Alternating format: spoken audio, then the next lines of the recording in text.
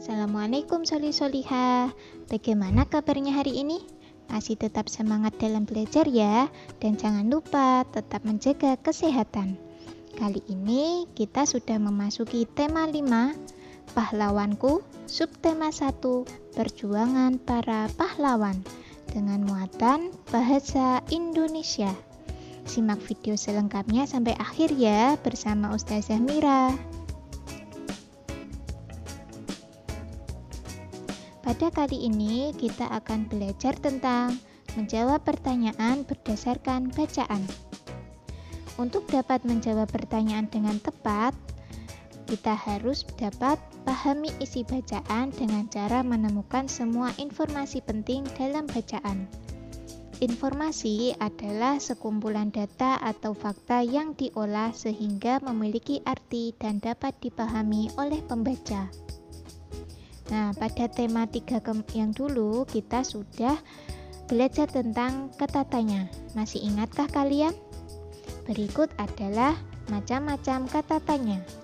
Yang pertama yaitu kata tanya apa, untuk menanyakan benda atau peristiwa.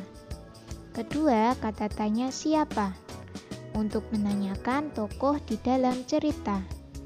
Yang ketiga, kata tanya di mana, untuk menanyakan tempat. Keempat, kata tanya kapan, untuk menanyakan waktu. Kelima, kata tanya mengapa, untuk menanyakan alasan atau sebab.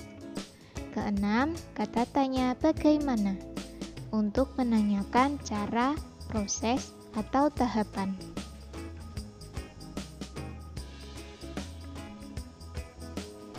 Perlu kalian ketahui, jawaban itu terdiri dari jawaban tersurat atau tersirat di dalam teks. Jawaban tersurat berarti jawaban tertulis jelas pada kalimat-kalimat dalam teks. Sedangkan jawaban tersirat berarti jawaban harus disimpulkan dulu berdasarkan informasi dalam teks. Menyampaikan jawaban dan menceritakan kembali isi teks. Menyampaikan jawaban. Untuk menjawab pertanyaan dengan tepat, terlebih dahulu baca dan pahami isi bacaan dengan baik. Cara membaca yang baik adalah dengan membaca dalam hati atau tidak bersuara. Dengan membaca dalam hati, kita dapat lebih cermat mencari hal-hal penting di dalam teks tersebut serta menjawab pertanyaan yang diberikan.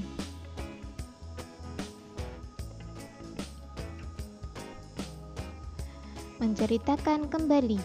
Menceritakan kembali isi teks dapat dilakukan dengan merangkai kembali jawaban-jawaban yang ditulis menggunakan bahasa yang baik dan berurutan. Jika menceritakan kembali dalam bentuk lisan, sebaiknya menceritakan dengan lafal dan intonasi yang jelas sehingga informasi dapat dipahami baik oleh pendengar. Menjelaskan informasi dari teks yang dibaca. Berikut merupakan langkah-langkah untuk mengidentifikasi informasi dari suatu teks. Yang pertama, perhatikan judul teks. Kedua, bacalah teks dengan seksama. Ketiga, temukan semua kata kunci dalam tiap paragraf. Keempat, pahamilah kalimat utama yang mengandung kata kunci tersebut. 5. Semua kalimat utama yang kita temukan merupakan informasi penting dari teks tersebut.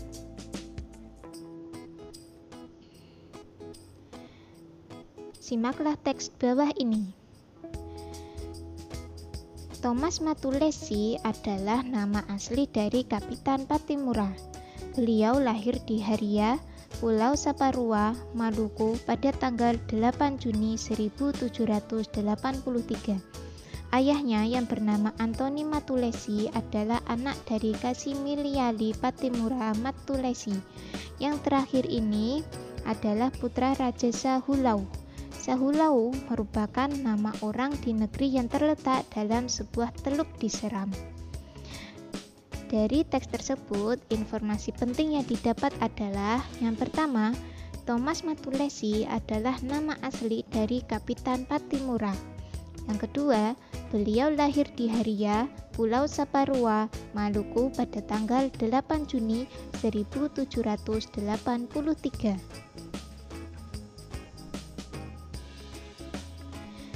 Selanjutnya, mempresentasikan informasi dalam bentuk peta pikiran. Peta pikiran merupakan suatu cara untuk menyajikan konsep, ide, atau informasi lainnya dalam bentuk diagram. Pada peta pikiran, topik utama teks biasanya dihubungkan dengan informasi lain yang ditulis dalam bentuk kata kunci atau gambar. Penyajian informasi dalam bentuk peta pikiran diharapkan dapat membantu kita untuk mempelajari informasi dengan lebih cepat dan efisien. Nah, di sini Ustazah mempunyai sebuah contoh peta pikiran. Yang pertama yaitu kita dapat menyebutkan nama tokoh. Nama tokohnya adalah Sultan Hasanuddin. Yang kedua, kerajaan yang dipimpin yaitu Kerajaan Goa. Yang ketiga, julukan tokoh yaitu Ayam Jantan dari Timur. Yang keempat, daerah asal tokoh yaitu di Makassar. Selanjutnya, perjuangan yang dilakukan tokoh adalah melawan VOC. Yang terakhir, perjanjian yang dibuat adalah perjanjian Bungaya. Nah, itu tadi adalah sebuah contoh membuat peta pikiran. Semoga kalian juga bisa membuatnya sendiri ya. Sampai di sini pembelajaran kita kali ini. Semoga apa yang kita pelajari bermanfaat bagi kita semua. Apabila ada yang belum dimengerti, bisa ditanyakan kepada Ustazah. Ustazah ucapkan terima kasih. Wassalamualaikum.